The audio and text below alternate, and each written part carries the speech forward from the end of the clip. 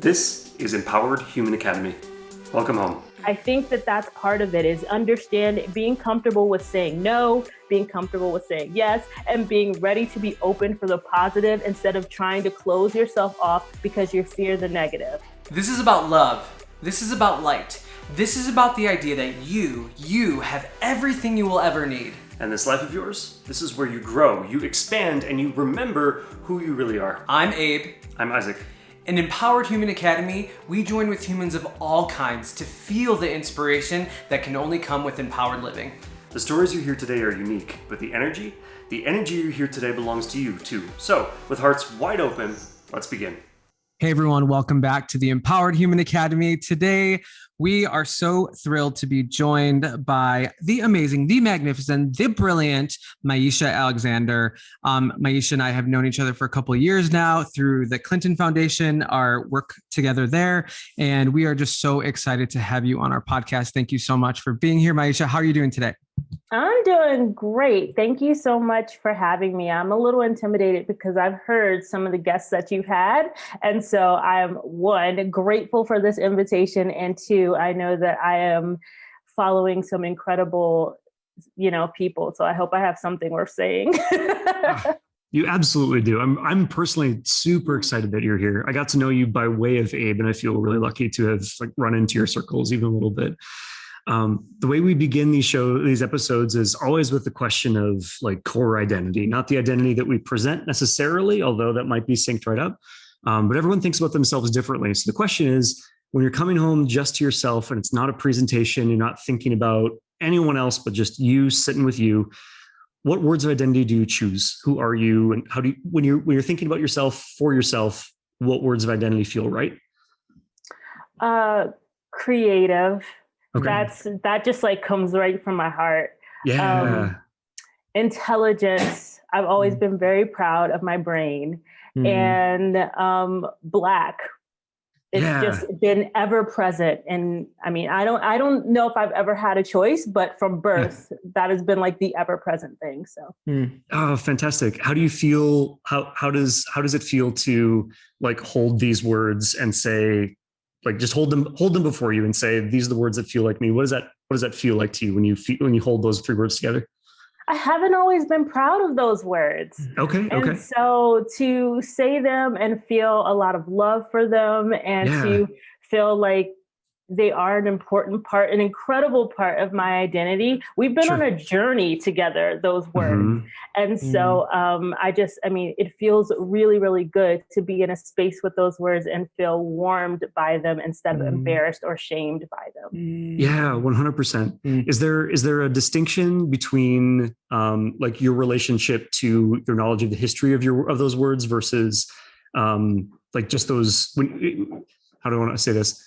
Is it a different feeling or is it the same feeling when you look at your history with those words versus how they all exist together with you right now? Or are those two relationships, one and the same?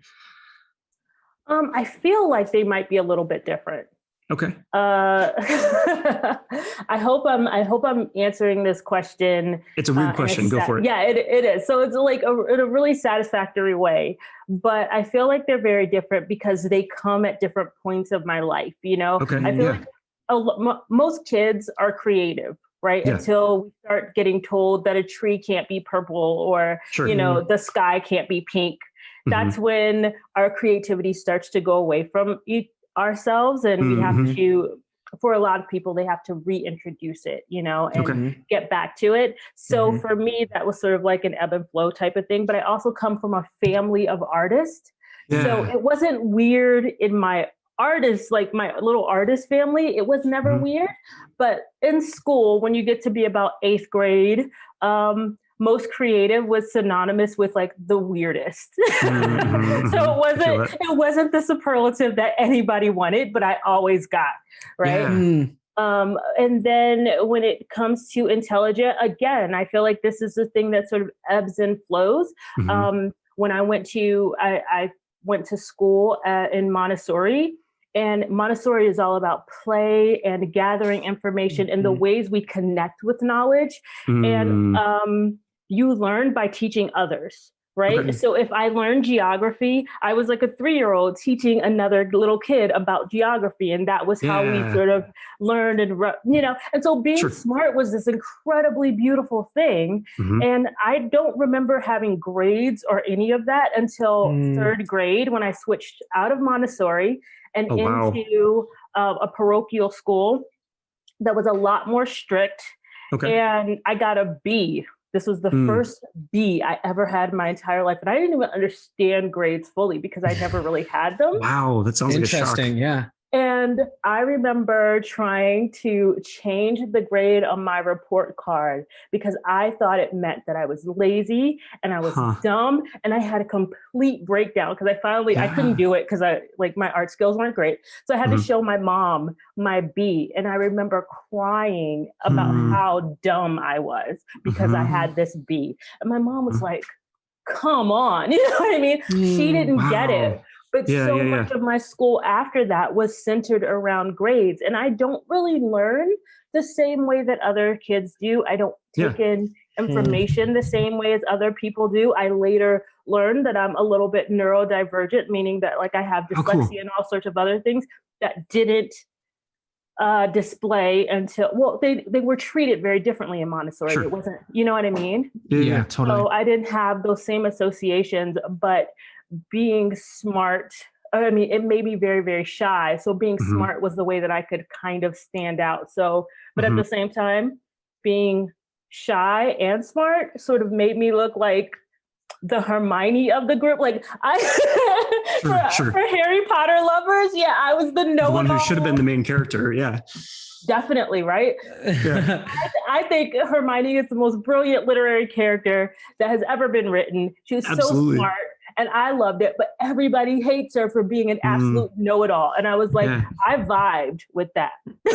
I love that. Yeah. So you have the purse with the bag with everything in it. Yes, almost definitely. I will have that bag. And I've sort of learned to sort of lay off on it, but that was like my comfort zone. I could contribute, but that wasn't always welcome, if that makes sense. So that relationship has also come and gone. Yeah. Yes. Go. Do you have? I've got so many. I have so many questions too. Your turn now. So what has been like your relationship in that ebb and flow of, being intelligent and kind of and shy at the same time, and not internally or externally wanting to show up as the Hermione, if you will, or what's that internal process been like for you? And how does it show up today, even in your professional world roles? So that's been a rough process, mainly because I learned that I wasn't shy necessarily. I was not in spaces where I felt safe. And those are two different things. So being able to, first of all, be able to acknowledge that those are different. And that took a bit of knowledge to get. I had to go through some things. I had to meet lots of different people. There had to be a space for these conversations to take place. And a lot of them have taken place online and on the internet, where I've developed a really wonderful community of internet strangers that are now internet friends. Wonderful. I'm a big online daters. I'm not an online dater. I was an online friender. And but it's been really powerful for me to have places where I didn't have to hide so much. Yeah. And I think that was the thing about being shy, was I always felt forced to do something that really was not me or felt inauthentic. And I was surrounded by big personalities, which made it worse. I have a mother that she was born in the 1940s in the South. And she's a Christian lady, and education and for Black people, especially in the South, it was very, very important. And so she speaks a very particular way, and she's very genteel and sort of perfect and refined, right? And you meet me, and I'm the only one from Brooklyn. I was from Brooklyn. I'm from Brooklyn in the 80s and 90s under Rudy Giuliani. That's a different thing, right? Okay. Yeah, totally. That was a different thing. Crack was king when I was growing up. So I had edges that my other brothers and sisters didn't have. I had experiences that they didn't have. I remember when I switched to that 3rd grade school, we didn't have a recess, a place to play, right? Across the street, there was the projects. and we would play in their playground. But because it belonged to the New York City Housing Authority, we would get speeches about how not to pick up hypodermic needles, how not to pick up crack vials, and this was my education at like 8 or 9 years old. So I have these experiences that they never had. Yeah. And so when people would meet my mom, and then they'd meet me, who was a little bit rough, who was a little bit, I don't know, ostentatious in the way that I dressed. It was very, very different. They were always kind of disappointed, right? And then my father was a minister. He was a public figure in New York City. They moved to Brooklyn because it was part of a revitalization project by the Lutheran Church. And that's why we were in the hood where we were. Yeah. And when he died, he had like all of the fanfare and everything that I was not okay with at all. Yeah. But again, he was a very sort of stately, well-spoken, 6'2", big, strong dude who loved to speak and loved to be heard. And I was just like, later for that, right? That's where you got your amazing speaking skills from. Just saying. Both my parents are speakers, so elocution was like a thing for them. Cool. Debutantes were a thing for them. Oh yeah, absolutely.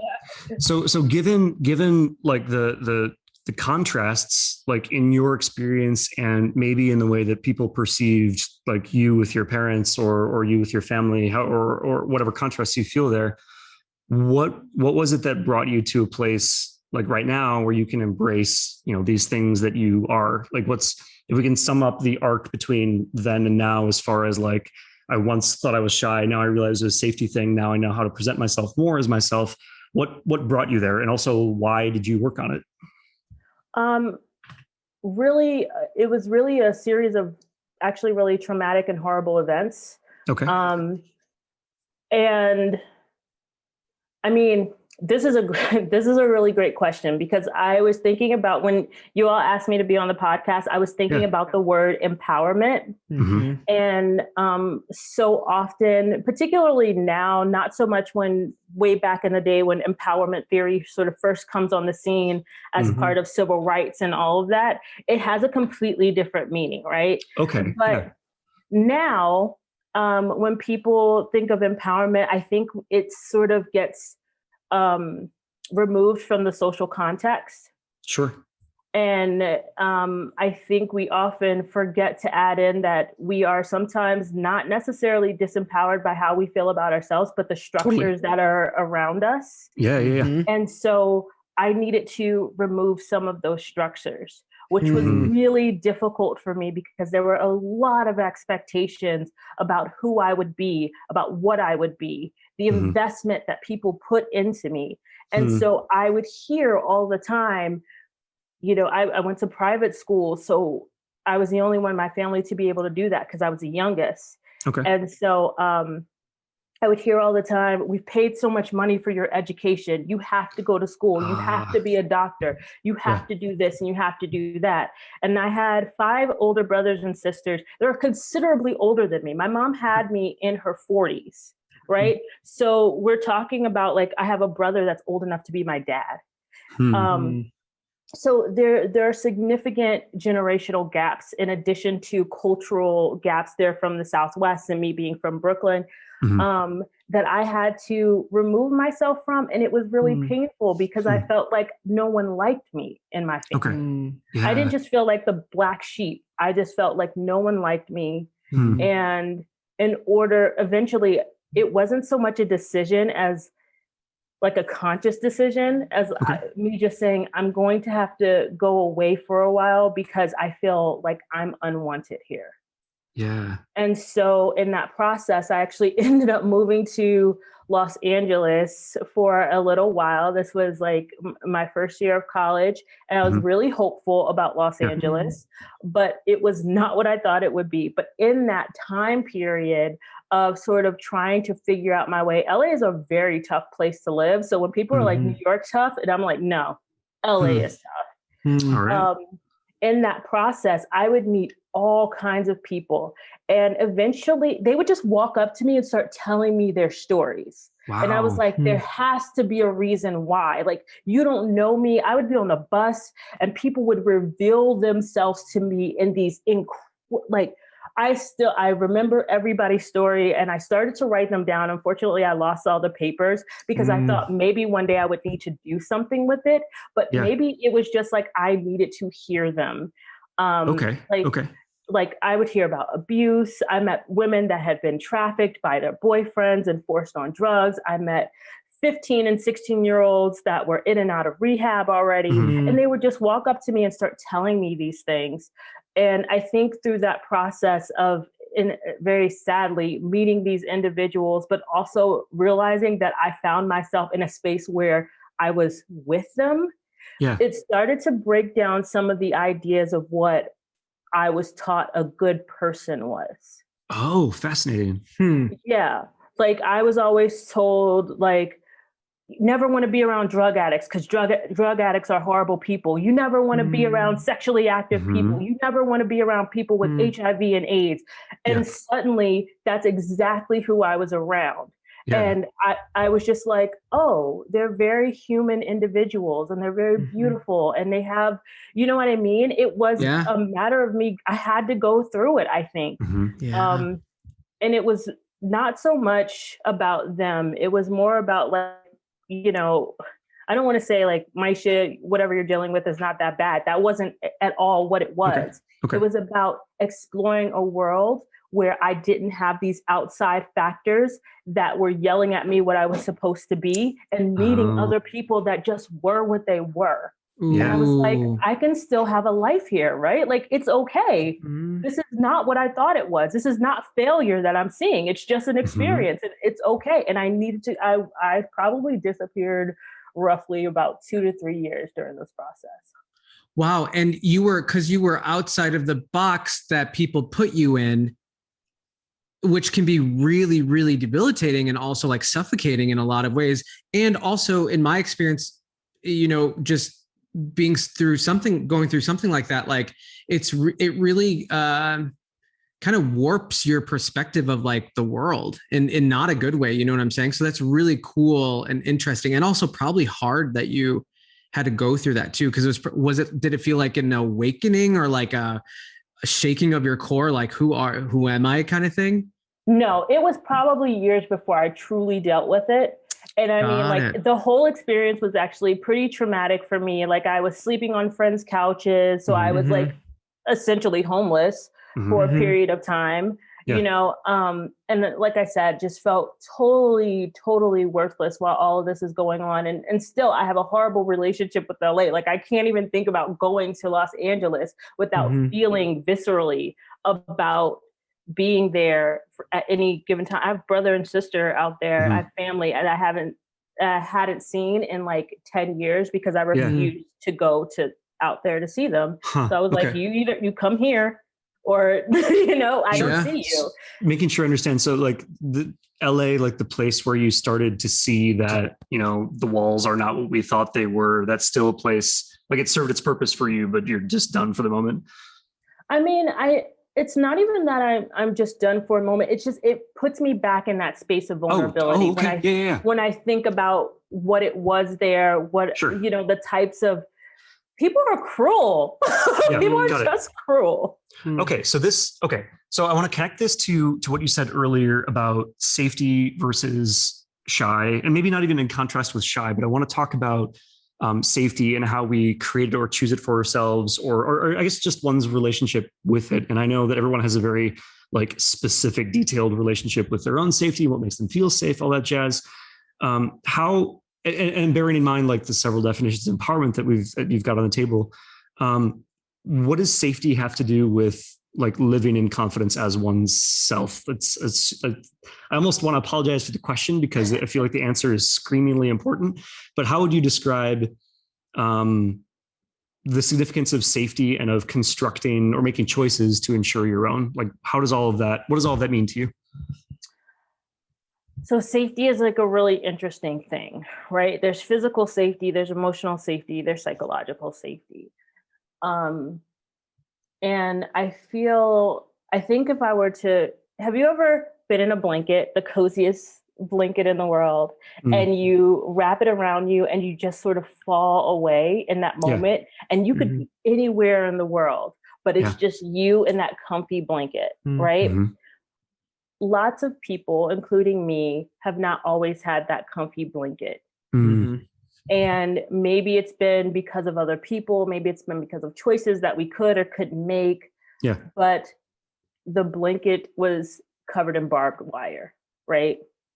And so even when I try to find safety within myself, I couldn't do it because there were too many scars and too much bleeding still happening and all of that. And I'm going to tell you a really weird story that I had forgotten about until I started to rethink the ideas of what safety was like a few years ago.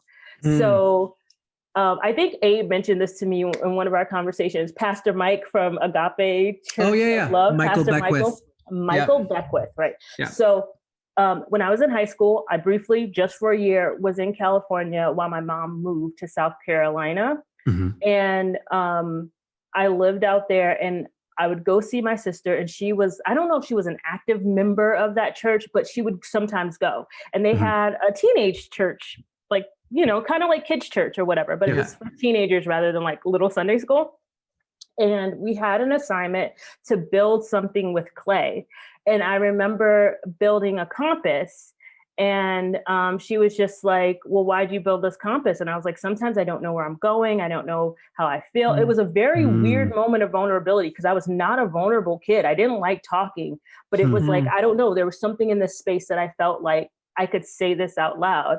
And the facilitator points the compass to me and was like, this is home, right? And I was just like, oh, whatever, more California nonsense. And I did not think about it, right? Until years and years later, when I had to have a reckoning with sort of the people that were put into my life that made me feel a certain way about myself, when I had to think about giving myself some grace because the things that I was hearing, I was a kid, right? And I was hearing these things from adults and they were cruel. And I was just like, Maisha, you didn't have the language to be able to stand up for yourself or advocate for yourself or be empowered and be empowered. That wasn't an option, right? And so when I started to think about like these ideas of grace and forgiving myself for maybe times when I wasn't great or I wasn't even great to other people and, you know, all of that, I remembered that moment at the Church of Love when she was like, this is home, like this is your safe space. And I was like, I'm going to have to do some healing without maybe getting the I'm sorry's and all of that from the people around me. It has to come from here. And this, I think that was like, for me, the start of understanding how safety or the idea of safety would play long-term into who I thought I was or who I even thought I could be as a confident person. And it's just been like a journey from there. And every experience is an opportunity to try something new or to test my confidence in new and different ways. Wow. That's amazing. All of that is. I'm super curious about thank you for sharing all of this, by the way. Like all of these things run really deeply, it sounds like, and I'm grateful that you're sharing these stories with us. I feel like we're at a bonfire or like a cocktail bar hanging out. I love it. By the way, this is not something that I could have done 2 years ago, by the way. Cool. Ooh, cool. Proud of you. Yeah. That's amazing. Okay. What were we going to say, Isaac? I want to ask about what's happened in those 2 years, but first I'm really curious about a specific, all of this, but you said a specific piece. I didn't have the language yet for my own empowerment. I'm paraphrasing poorly. Given that so many of us learn the language of disempowerment or self-critique, given that we are given those words frequently before words of like our value and self-worth and all of that jazz, and given that we walk around in a society where like the leading edge of language is not always positive, how do we get ahead of that, I suppose? Or to ask the question slightly differently, if as kids we're first-handed language that disempowers us, and as adults we have access to that sort of thing also, how do we get ahead of it? Like if we're constantly presented with messages of the opposite of that, how do we get ahead of it and make sure that we like are claiming our own territory as we move on in an evolving world? Yeah. So this might sound really weird, but I actually think we have it when we're younger. Okay. I think that to me, I think it's the more intuitive thing. Okay. And anybody that studies human nature, I'm an anthropologist, so I probably shouldn't make those grand claims like that. But I do think that it's more of an intuitive thing that we have, and then the world gets rid of it for us. Okay. And this is one of the reasons why. So I listen to this podcast faithfully. It's called Let's Not Meet. I don't know if you've ever listened to it, but it's a true crime podcast. Okay. Basically, people write these stories about these incredible, sometimes they're like, I don't know, they're real things that have happened to them, right? Yeah. And almost every story where there is a kid that is telling their story about a stranger that they met that they didn't feel comfortable with, somebody that came to the house that made them feel uneasy, you know, all of these things, they always say, my parents didn't listen to me. Or my parents didn't believe me. Yeah. So we start to structure, I feel like we start to structure our thoughts and our language around what people won't believe versus the truths that we feel inside of ourselves. We start trying to make people more comfortable because we're kids. We want to be loved, right? And so from a very early age, we start trying to make our parents comfortable because they don't want to deal with our weird, creepy uncle. They don't want to deal with the stranger down the street that might be like, I don't know, doing skinning some weird animals in their, I don't know, house or something. They don't want to deal. And I get it because I'm an adult now. I don't want to deal with it, right? Sure. But in almost every case, that is what I hear is that they didn't listen to me. And when I think back to myself as a kid and that psychological safety thing, I think about all the times when I would try and speak up and people were like, Maisha, you're just making that up. That never really happened. Even now, I'll tell stories to my mom, and I used to tell her all the time. I'd be like, yeah, my brothers and sisters, they played circus with me and they threw me into a wall and I ran into a wall and I was like 5. And she was like, that would never happen. Maisha, your brothers and sisters know better. And I'd say it all the time. And it wasn't until like 10 years ago, we were sitting around the table and I told the story again. And my older brother happened to be there. And he said, oh yeah, that definitely happened. But for how many 20, 30 years, I wasn't believed because it was just so unfathomable. But why would I have made that up? And I understand that like kids also don't have the same maybe threshold for understanding what's like something that's really big, you know what I mean? Like when you're a kid, you might get a haircut and you fall out because it's not what you like. Or somebody says, no, you can't wear the blue socks. You have to wear the green socks and your entire world falls apart. And that's exactly what they look like. But it doesn't mean that it doesn't feel that way to them. And we don't want to deal with that fallout. So we invalidate it instead. And I actually think that that's where that starts. When we have communities that sort of validate these feelings and we can say, instead of like, please, nobody's listening to that, saying like, I understand that you want to wear the green socks. And I know it feels like you have to wear these green socks today, but they're really dirty and we can't do this. And so, you know what I mean? Or just, but it's tiring to talk through those types of things. Totally. And I really do think that that's when we lose that language because we worry about not being believed. And I would wager to say that others might agree with me only because if you remember Sesame Street, which I do, I'm a huge Sesame Street fan. Cheers. Remember Snuffleupagus was Big Bird's imaginary friend. He was imaginary. He was imaginary. Years later, I think in the 90s, they decided not to make him imaginary because they wanted kids to know they should be believed. Wow. So this isn't like off the top of my head. This is like a really important thing. Like if you say something is there or whatever, Even if it might feel imaginary to the kid, it doesn't necessarily matter. It's real. It's worth investigating. Yeah. But I feel like so often, like I would have these feelings when I was a teenager and I'd feel like the world was ending or whatever. And people would say, oh, they would pass it off. Oh, that's just teenage angst. Yeah. And I just stopped opening up to people. I didn't want to be angsty. I didn't want to feel that way for other people. Totally. So as adults, where we have, like, hopefully, right, a little bit more latitude in the spaces that we occupy and the people that we speak to and the words that we choose, maybe, is it more about like building on a foundation that I will be believed, or is it more about moving to communities who will believe us, or is it something else or a combination?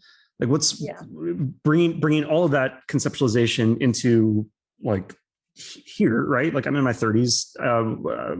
Anyway, like in adulthood here, like, what does one do with all of that? I'm going to say it's a little bit of both.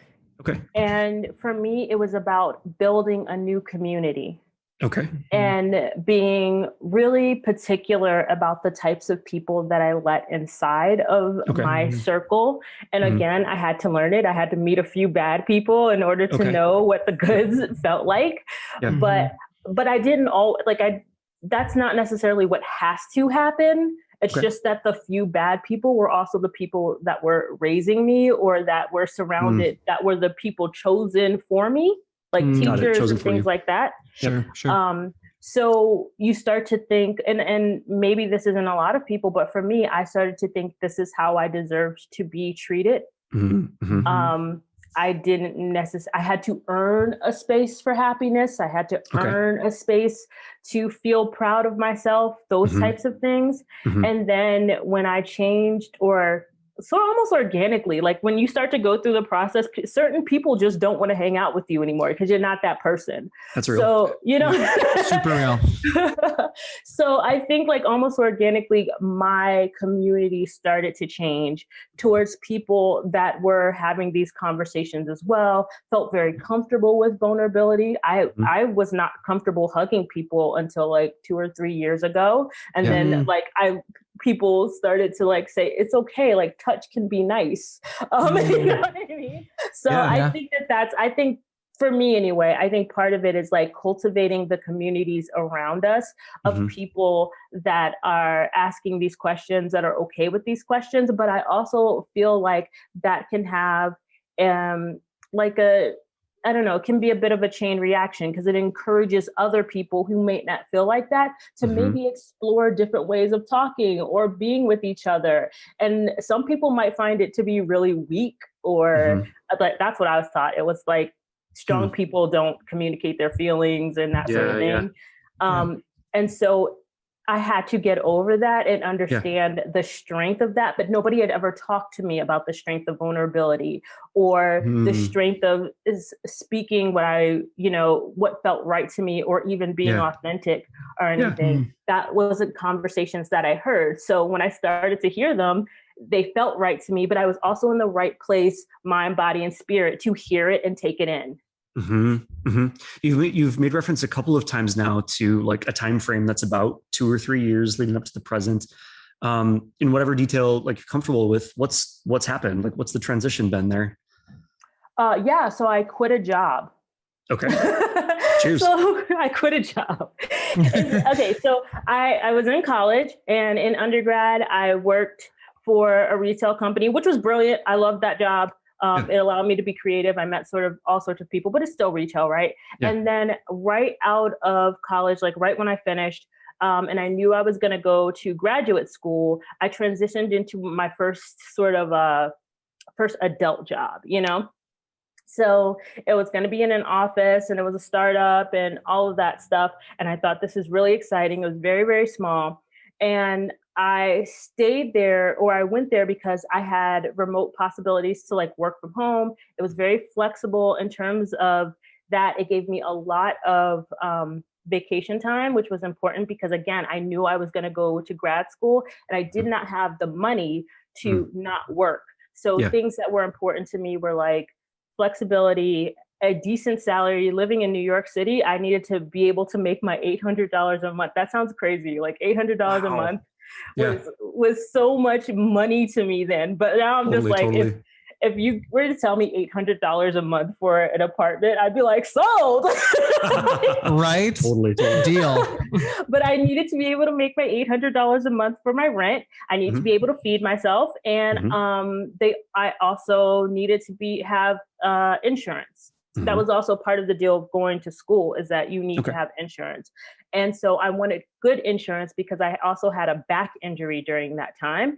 And I do have an autoimmune condition that has to be monitored. So good insurance versus the school's insurance. Those were my things. So I happily worked 40 hours a week and then went to school at night. So part-time.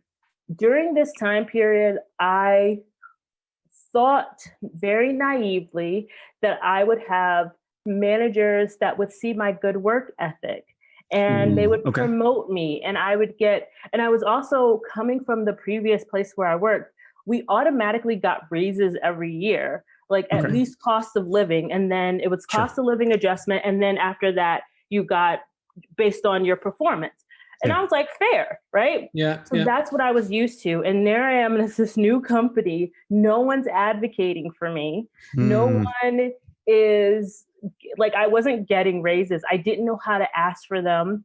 And I got asked the most ridiculous things. I was facing biases, microaggressions, racism constantly. But in my head, I was like, it's all worth it because I'm going to school. I'm getting my degree. I'm doing what I want to do. I can also take time off of school and do internships, which is exactly what I did. So I had this other goal that wasn't based at that company, but it didn't matter. I was still performing my job to the best of my ability, 40 hours a week.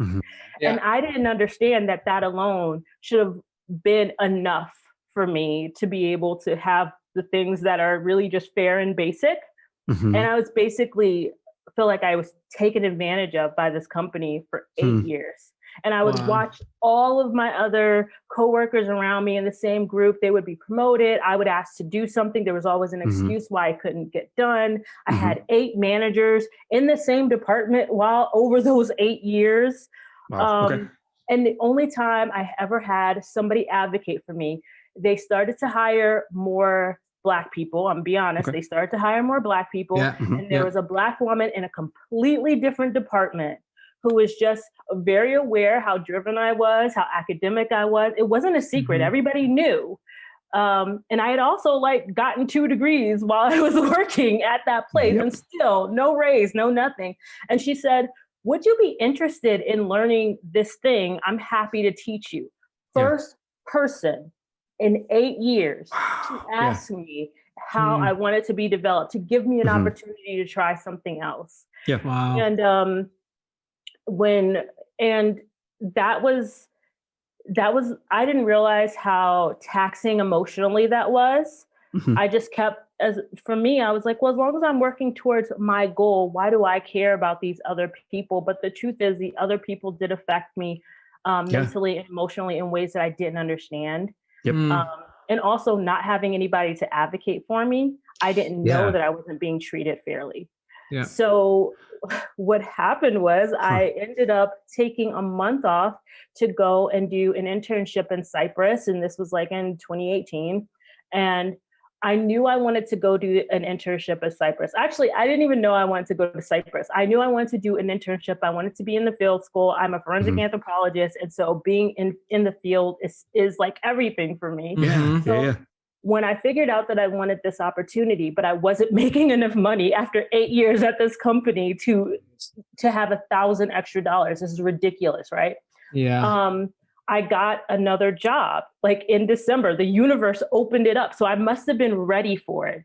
I was like, I'm going to take this part-time job. The part-time job actually paid me more than the full-time job, but it was something completely different. It was a 6-month contract and it was like 15 hours a week. And during those 6 months, I learned more in 6 months than I had at that other company in 8 years because I had to be developed. I was put in a place of management and power, and I saw something come out of me that I had not had an opportunity to develop. So when I earned the money finally, and I go to field school, and I'm gone away from this company, and also like everything in New York, it's just me doing my thing for a month. We're getting close to the end of the month. And I was like, I can't go back to that life. And I got back in June, and 2 weeks later, this job opportunity comes up, and I'm like, it's at the Clinton Foundation. And I'm like, I'm going to apply. And I got the job. I was gone within the month of saying like, that was it. Amazing. And in those, like in the 2.5 years that I've been at the Clinton Foundation, I've actually reached all my professional goals there. I probably shouldn't say that out loud, but, but it's true. Yeah, but it's true. Like I'm so proud of myself of what I was able to accomplish. But that was that time period is I started to be around that community. I started to be around Abe and you. And so of course that changed the way I felt about myself and how I presented myself to the world. Became very, very different. And I also have to give like props to my husband and my partner for helping me open up quite a bit, because he was patient in ways I don't think humans are typically patient. Well, and I love like you are essentially paying it forward, because your job is to spotlight and highlight part of your job. You have so many hats at the Clinton Foundation, but part of your job is to highlight students doing incredible work. And what amazing that you are in that position now, when like for so long you didn't get that opportunity. So I think that's really admirable and freaking awesome. I mean, and it's the themes of like, you know, paying it forward, the themes of getting through, like you got through LA, you got through those 8 years, and like you're still like here, and you're opening up more and more over the last couple of years, you said. And like you're an incredible storyteller, you're so smart. I mean, we haven't even touched on all the amazing stories. I mean, last summer we listened to an anthropology seminar that you put on for like 45 minutes or something. I mean, you just have so much in you. And this is why I wanted to get you on the podcast, is because like you have a world, a universe full of knowledge and stories and creativity in you. And we are literally 41 minutes in, and we are literally only touching the surface, and we have to get done relatively soon here. But I'm just kind of like blown away right now. Completely.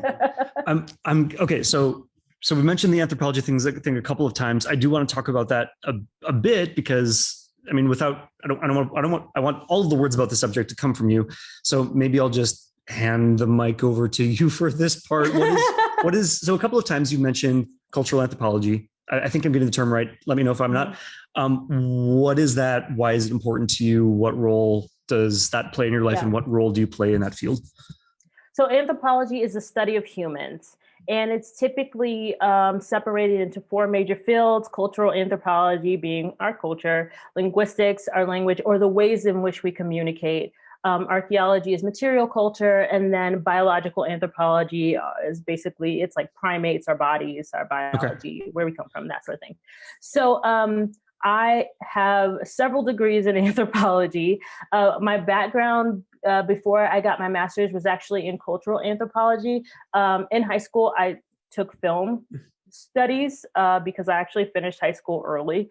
So nice. I went to film school, and I thought that I would be a music video director and a documentarian because I liked storytelling. Surprise, surprise. Surprise, surprise.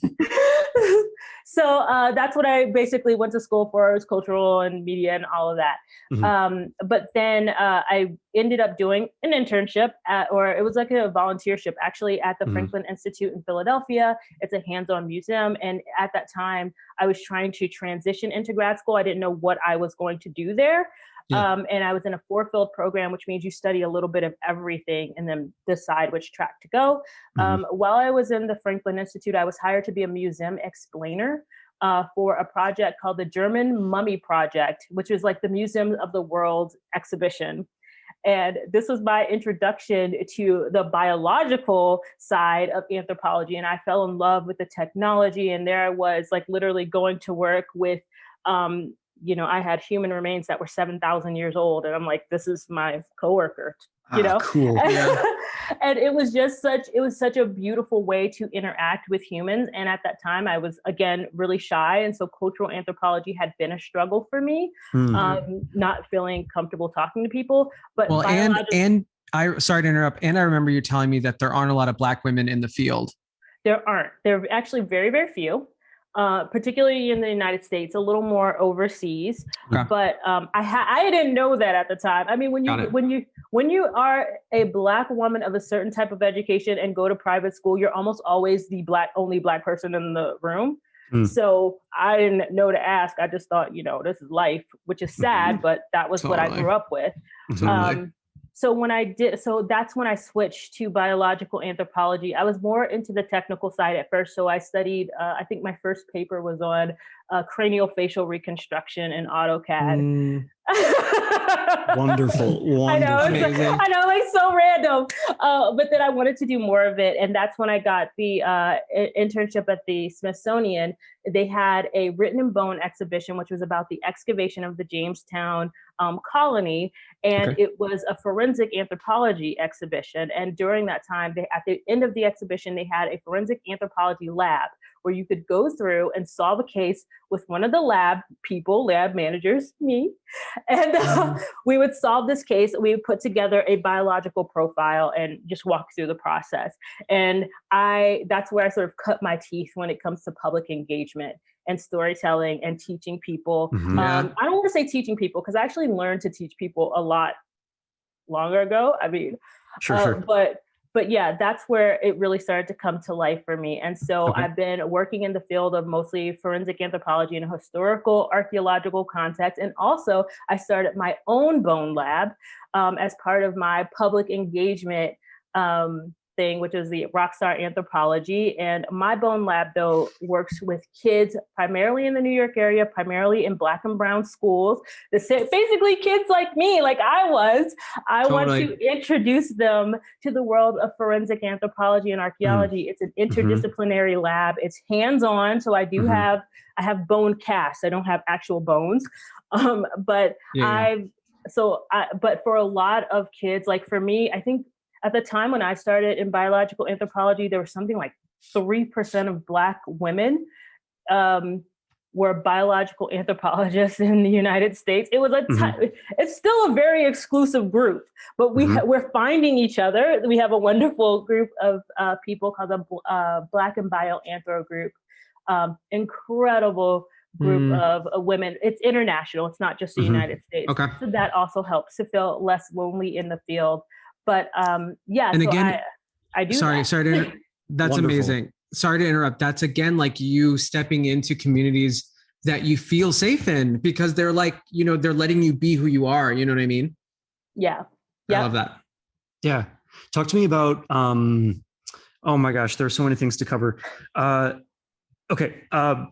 Firstly, like I echo all the celebration about all of that. That's really freaking cool. And I see it as, I don't know, like it to me, it reads as like the an expression of the unification of all the things that you've told us that you identify as. That's super freaking cool.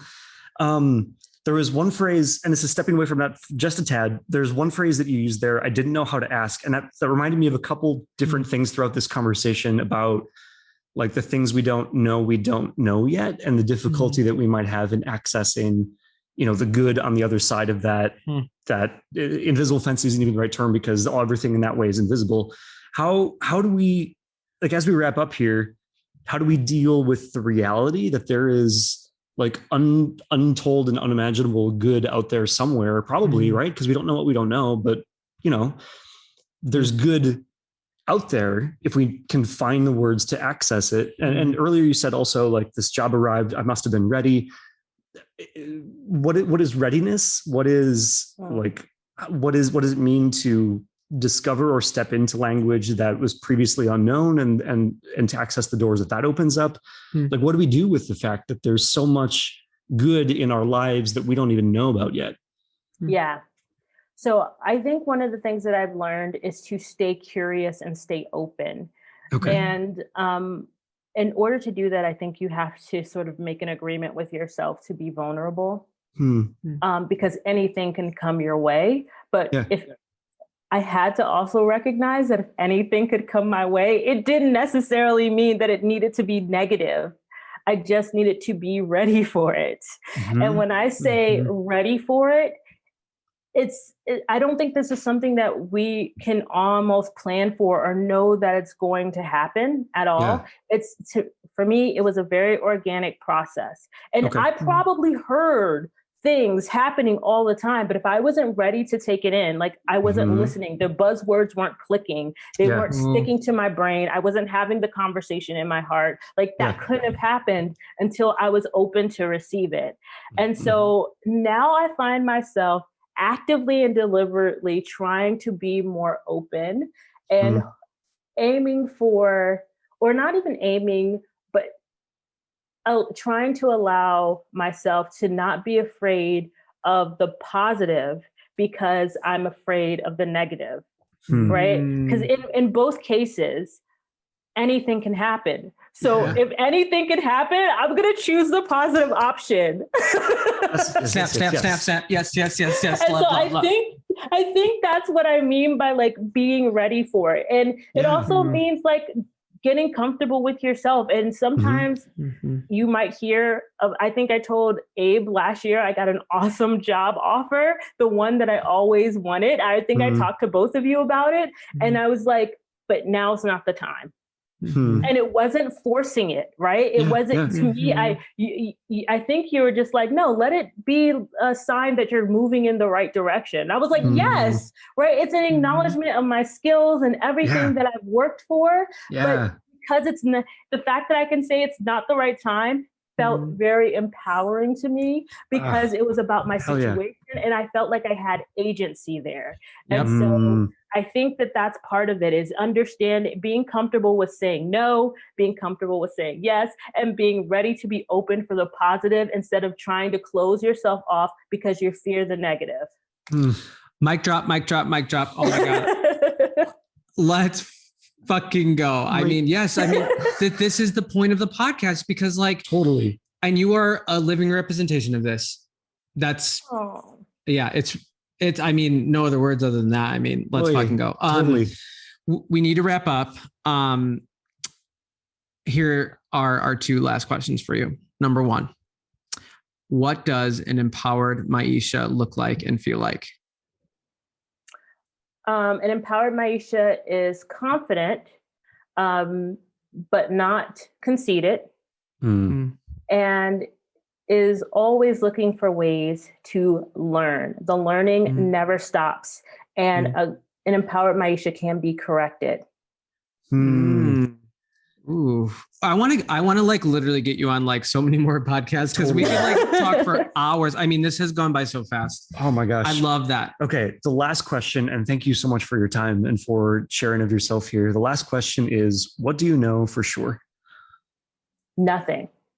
That's what I know for sure. What I know for sure is that I know nothing, which means that I can continue to explore and stay curious and stay open until I die. Mic drop in 30 seconds. Fantastic. Maisha, thank you so much for your time. I value this conversation a ton. Absolutely. For our listeners, go check out Maisha online, Rockstar Anthro on Instagram, Rockstar Anthro. Her anthropology work, her work at the Clinton Foundation. She's a creative. You'll just be blown away by how awesome she is.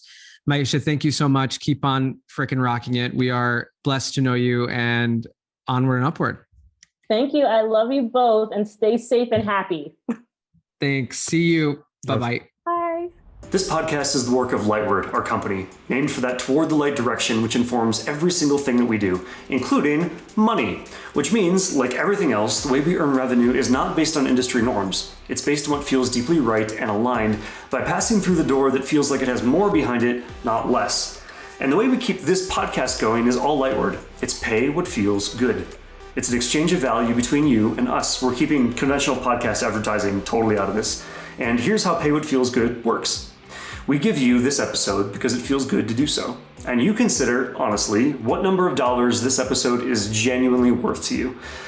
I do not care if that's $3, $1,000, or literally $0 and a heart emoji, as long as that trade genuinely makes your day better. And the energy there is the entire point. That is what we're building our business on. No advertisers, no selling your attention, just you and us, trading value in a way that builds us both up.